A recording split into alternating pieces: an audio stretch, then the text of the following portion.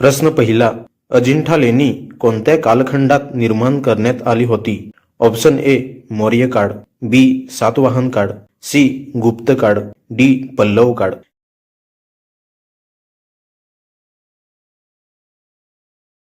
ह्याचे बरोबर उत्तर असेल ऑप्शन बी सातवाहन काळ.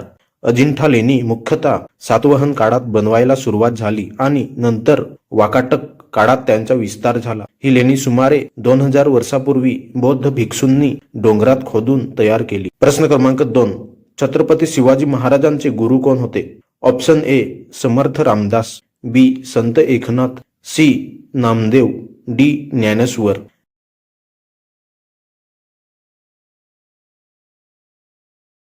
याचे बरोबर उत्तर असेल ऑप्शन ए समर्थ रामदास. समर्थ रामदास स्वामींनी शिवाजी महाराजांना धर्म, शौर्य आणि स्वराज्याची प्रेरणा दिली. त्यांनी महाराजांना हिंदवी स्वराज्य स्थापन करण्यासाठी मानसिक व आध्यात्मिक बळ दिले. प्रश्न क्रमांक 3, कोणत्या वर्षी बक्सरची लढाई झाली होती? Option A 1782, B 1750, C 1770, D 1764.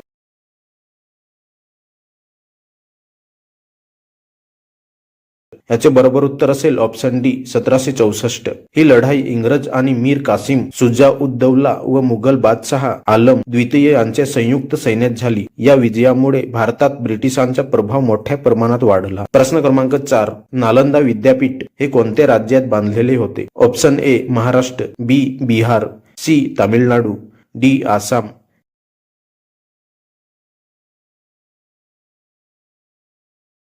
याचे बरोबर उत्तर असेल ऑप्शन बी बिहार. नालंदा हे प्राचीन काळातील एक प्रसिद्ध शिक्षण केंद्र होते. येथे भारतासह चीन, कोरिया आणि इतर देशांतील विद्यार्थी शिक्षणासाठी येत असत. प्रश्न क्रमांक 5, अकबराचा मंत्री बिरबल हा कोणत्या गोष्टीसाठी ओळखला जात होता? ऑप्शन ए तलवारबाजी, बी स्वयंपाक, सी विनोदबुद्धी, डी नौदलासाठी.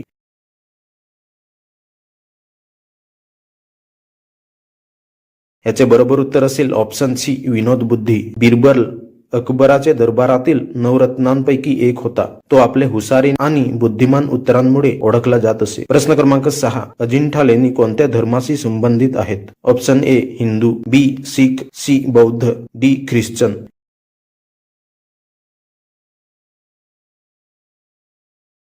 याचे बरोबर उत्तर असेल ऑप्शन सी बौद्ध.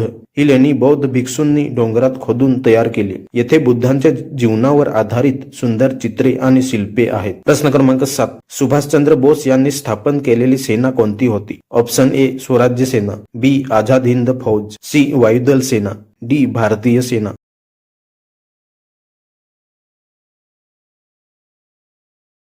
याचे बरोबर उत्तर असेल ऑप्शन बी आझाद हिंद फौज. ही सेना दुसऱ्या महायुद्धाच्या काळात ब्रिटिशांविरुद्ध लढण्यासाठी तयार करण्यात आली होती. सुभाषचंद्र बोस यांनी तुम मुझे खून दो मैं तुम्हें आझादी दूंगा हा प्रसिद्ध नारा दिला होता. प्रश्न क्रमांक 8, गुप्त काळाला काय म्हणतात? ऑप्शन ए सुवर्ण काळ, बी अश्मयुग, सी युद्ध काळ, डी आधुनिक काळ.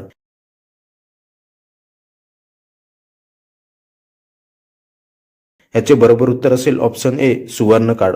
गुप्त काळात कला, साहित्य, विज्ञान आणि गणित यामध्ये मोठी प्रगती झाली. आर्यभट्टासारखे महान शास्त्रज्ञ याच काळात झाले. प्रश्न क्रमांक 9, पृथ्वीराज चौहान हे कोणाशी लढले होते? ऑप्शन ए बाबर, बी मोहम्मद घोरी, सी बिरबल, डी अल्लाउद्दीन खिलजी.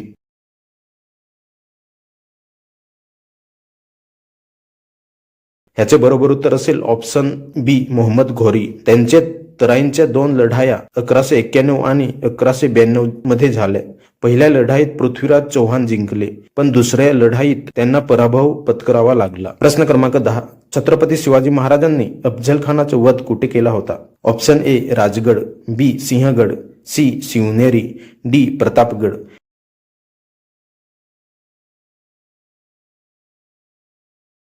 याचे बरोबर उत्तर असेल ऑप्शन डी प्रतापगड.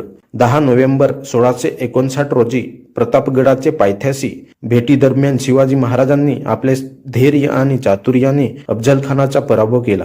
ही घटना मराठा साम्राज्याच्या इतिहासातील अत्यंत महत्वाची ठरली. प्रश्न क्रमांक 11, स्वामी विवेकानंदांनी शिकागो भाषण कधी दिले? Option A 1901, B 1893, C 1880, D 1920.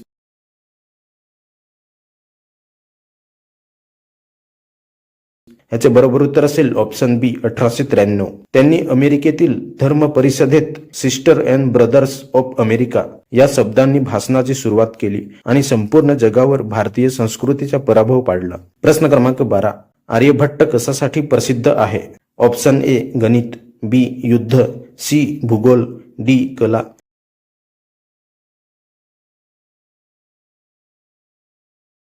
याचे बरोबर उत्तर असेल ऑप्शन ए गणित.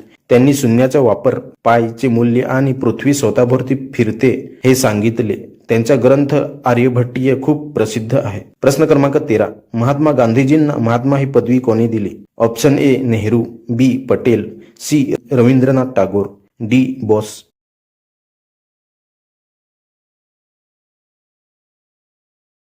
याचे बरोबर उत्तर असेल ऑप्शन सी रवींद्रनाथ टागोर.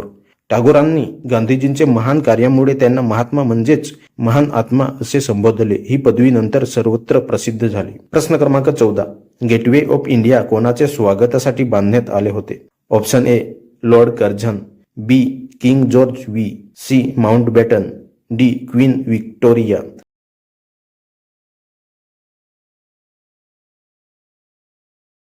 याचे बरोबर उत्तर असेल option B King George V. 1911 साली ते भारतात आले होते. त्यांचे आगमनाच्या स्मरणार्थ मुंबईत गेटवे ऑफ इंडिया उभारण्यात आले. प्रश्न क्रमांक 15. छत्रपती शिवाजी महाराजांचे राजमुद्रेतील घोषवाक्य काय होते?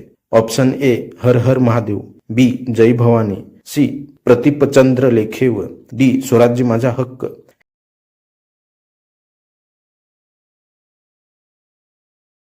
ह्याचे बरोबर उत्तर असेल ऑप्शन सी प्रतिपचंद्र लेखेव. या घोषवाक्याचा अर्थ असा आहे की प्रतिपदेच्या चंद्रकोरीप्रमाणे ही शिवाजी महाराजांनी मुद्रा वाढत जाईल आणि जगभर मान मिळेल. ही मुद्रा प्रजेच्या कल्याणासाठी